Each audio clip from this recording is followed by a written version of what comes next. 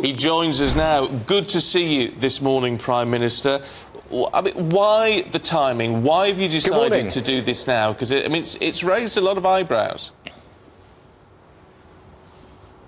Well, thanks for having me on the show, first of all, and great to have a chance to explain why. I think after a difficult few years, I'm pleased that economic stability is now returning to the country. We've just seen that inflation has returned to normal, the economy is growing at a healthy rate again, wages have been rising sustainably for several months now, and although I know not everyone is feeling the full benefits of that yet, it's clear that we have turned a corner. So now is the moment to look to the future, and the world is clearly in a more uncertain place than it's been in decades, and the question for the country is, the choice of this election is, who's got the boldest ideas, the clearest plan to provide a secure future for you and your family. That's the choice of this election. Now that the economic stability has been restored, we can turn to that question, and that's the conversation I look forward to having with you, your viewers in the country over the next few weeks.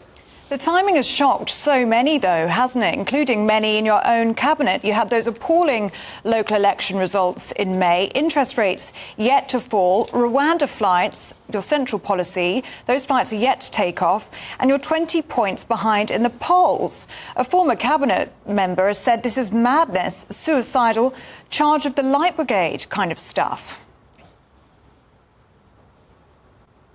Well, if you look at what's just happened over the last few weeks, it's clear that the economy has turned a corner, and the economy and economic stability is the foundation of everything else we want to achieve as a country. Inflation is now back to normal, wages have been rising, energy bills are falling, the economy is growing, and that now gives us the opportunity to talk properly about the future.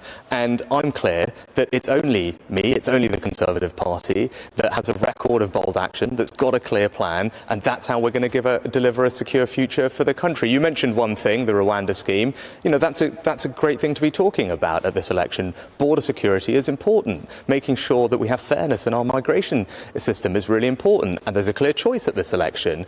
I've got a plan. I'm prepared to take bold action, and as you've seen over the last week or two, multiple other countries across Europe have realised that our approach is the right one. You need to be able to send illegal migrants to a safe third country, to break the cycle, to end the incentive for them to come, to have a deterrent. So everyone else is starting to agree with my approach, which is bold. The one person that doesn't is Keir Starmer. That's a choice at this election. He thinks that we should just offer an amnesty to illegal migrants to make us the soft touch of Europe. It would make us a magnet for thousands of migrants coming from everywhere. So that's the choice at this election. Do you think my plan is the right one? Do you think I'm the one that's taking bold action to secure our borders and to stop the boats? Or do you think he's going to do that? And it's pretty clear that on this issue, not only does he not share the country's values, that it's a problem, he's going to do absolutely nothing about it. Well, to be fair, he says he's going to tackle it at source, which is to target the gangs who are doing all of this. He says the Rwanda plan isn't going to work. That's got to go. It's not going to be a deterrent. What you have to do is tackle the gangs at source. And whether we like it or not, that's going to mean dealing with EU countries more closely. No, well, he says we're going to tackle the gangs at source. I mean, I said that a year ago, and we're doing it. We already gave the National Crime Agency double the amount of funding to do that. I already signed a deal to cooperate on law enforcement with our European partners, and that's why we've got the numbers down by a third last year. But if he really believed that, the question you should be asking him is, why did he vote against the new laws that the Conservative government brought forward, which have now allowed us to arrest almost 1,000 people connected with illegal migration? The ones that have been prosecuted and sentenced are now serving hundreds of years in prison. He voted against those laws. So he can say all these nice-sounding things, but when it came to it, he voted against those laws that have allowed us to put, as I said, hundreds of people in prison for hundreds of years who would otherwise be on our streets. So I think you can take what he says with a pinch of salt. He says he wants to scrap the Rwanda scheme. Well, we've just seen in the last 2 weeks, 15 European countries have all signed a declaration saying that they believe part of the solution here is the ability to return illegal migrants to safe third countries, because the current system is unsustainable, requires novel solutions. I said that a year ago. It was novel at the time, but that's my track record. I'm prepared to do bold things for our country, and that's what I've done on illegal migration. I've got a clear plan to stop the boats. It requires bold action. The penny is dropping across Europe that our approach is the right one. And yes, you are right. Keir Starmer would stop that scheme. There is no way to solve this problem unless you have a deterrent and you can send illegal migrants to a safe country. That's the choice at this election. In an uncertain world, Borders are under threat. Countries that around the world, like Russia, are trying to weaponize migration. That damages our security. Who do you trust to make sure that we do have security for you and your families, that our borders are secure? And as I said, we're the ones that are prepared to take the bold action and have the clear plan to deliver that security for you and your family, whether it comes to migration, the economy, getting to net zero in a sensible way, cutting your taxes to give more financial security for your family, or indeed increasing the amount of money we spend on our defence, because the world is more dangerous than it's been at any point since the end of the Cold War. You are clearly very proud of the Rwanda plan. You sound very confident that it's going to work. Why then have you set an election for the 4th of July when it's thought that these first flights are going to take off the first week of July, and that's without any legal challenges? Do you not want to see those flights take off first, and do you not want to see that plan working, as you seem very confident that it will? Or are you concerned that those planes are not actually going to take off and the plan's not going to work, and that's why you're calling it early?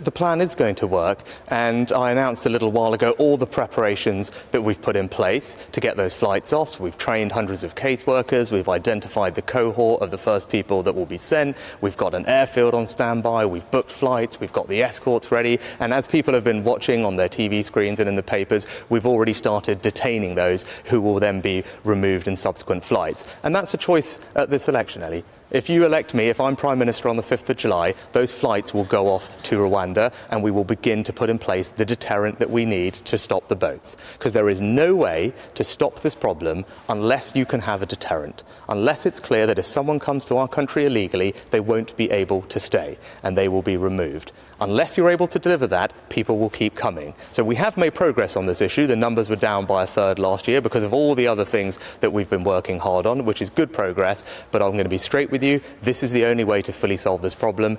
I'm prepared to take bold action. I've got a clear plan to do that, and that's a choice of this election. That's how you deliver security. And you say, why now? I'll go back to what I said at the beginning. You know, when I got this job, my priority was to deliver economic stability to the country after the difficult few years that we'd been through. And we now have that. Inflation back to normal because of everyone's hard work and sacrifice, the economy growing faster than our competitors, wages rising, energy bills falling, and that stability allows us now to look to the future. And in an uncertain world, we have got, as I said, the boldest action, the clearest plans to deliver that security for you and your family. That's why we're having this election now. That's the conversation that I want to have with the country over the next few weeks. We do hear a lot about the plan. The problem is that the electorate aren't clear about what the plan actually is. I mean, I know, obviously, we're going to start seeing manifestos, but we need more clarity on that, don't we?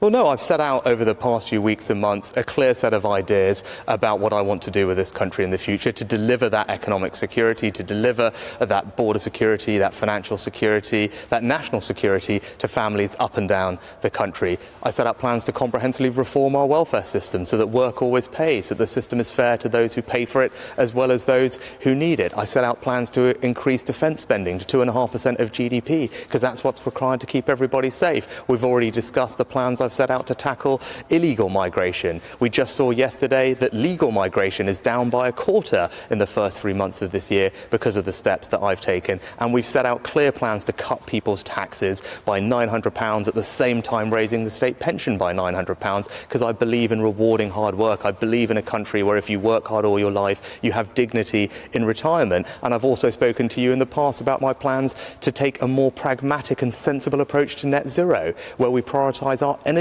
security and people's bills rather than rushing to net zero in some ideological way with no thought to the consequences. Now, on all of those things, there is a clear difference between my actions, my plan, and what Keir Starmer is saying. And quite frankly, if he's saying anything at all on any of those things, then that's half the problem. You just don't know what he thinks. Do you know what he thinks on defence spending? He hasn't matched our pledge to increase it 2.5%. We know on net zero he's focused on a more ideological approach. You can see that in London and Wales and elsewhere, pricing drivers off the roads, putting more taxes and levies onto people's bills.